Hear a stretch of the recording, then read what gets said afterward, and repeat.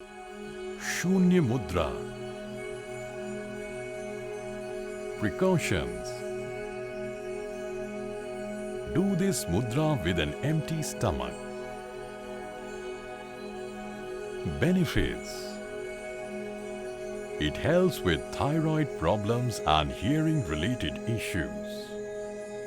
It is helpful in reducing numbness in any part of the body. Steps to do it. Sit in the position of Sukhasana. Keep your waist, spine and neck straight. Keep your both hands on your knees.